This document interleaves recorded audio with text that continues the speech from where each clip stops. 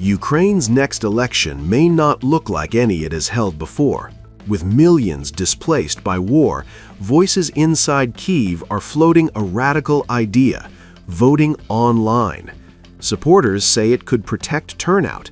Critics warn it could open a new political battlefield over legitimacy. Ukraine's political clock is ticking.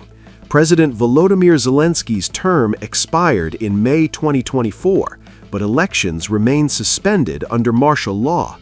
Now, as questions grow louder at home and abroad, a senior ally of Zelensky is signaling that Kyiv may need a new approach to voting, one that goes beyond traditional polling stations.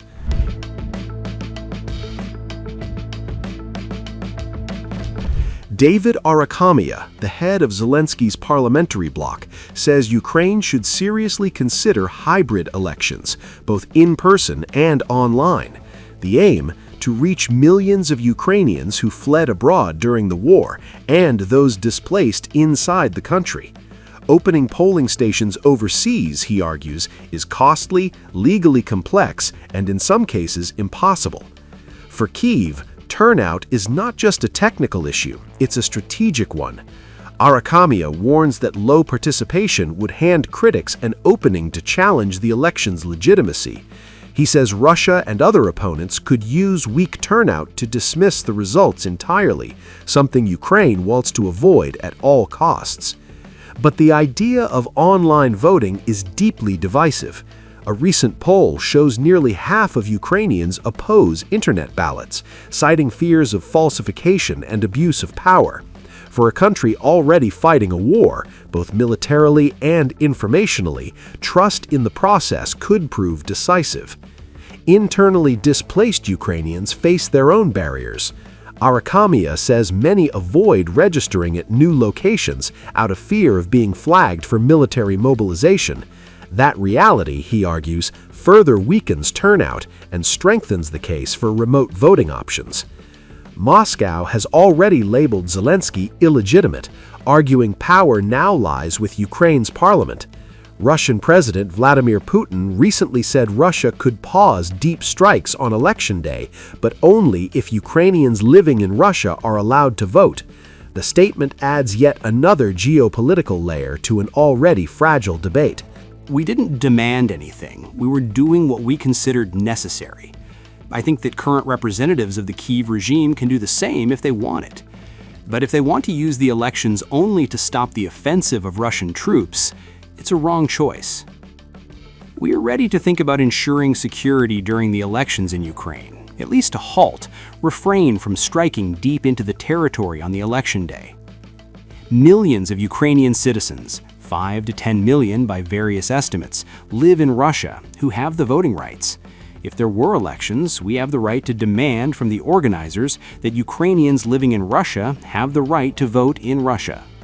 For Kyiv, the choice is fraught with risk. Online voting could boost participation or fuel claims of manipulation. Either way, Ukraine's next election won't just decide leadership, it may shape how legitimacy itself is defined during wartime. Today, I also received a report from the head of Ukraine's Foreign Intelligence Service, including on the enemy's economic situation and Russia's growing dependence on China. Throughout Russian history, no one has ever surrendered sovereignty so much to China or any other major power. And it is astonishing how much Russian President Vladimir Putin is paying just to avoid ending this war. Yet the world still has sufficient strength to end this war, to force Russia into doing so.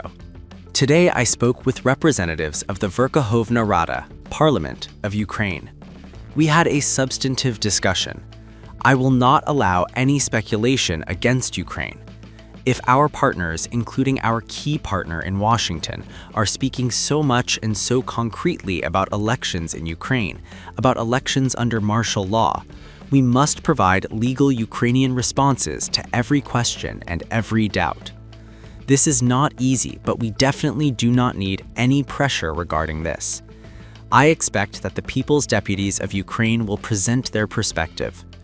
Security challenges depend on our partners, primarily the United States, and political and legal challenges must be addressed by Ukraine, and they will be. When you say that the European leaders want to have a meeting over the weekend, are you talking about with Zelensky or with them?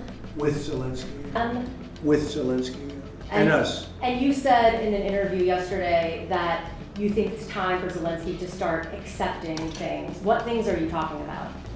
I think he has to be realistic, and I do wonder about, how long is it going to be till they have an election? It's democracy. It's a long time. They haven't had an election in a long time. It's losing a lot of people. And it's possible that the people, if you look at the polls, I will say 82%, there was a poll that came out, 82% of the people are demanding a settlement be made, Ukrainian people. They want to see a settlement be made. I understand that. They're losing thousands and thousands of people a week. They want to see it ended. And I do say, at what point, when do they have an election in Ukraine? That's not casting dispersions on anybody, but they do have a massive corruption situation going on there. And they do say, when are they, people are asking this question, when do they have an election? Are they going to have an election?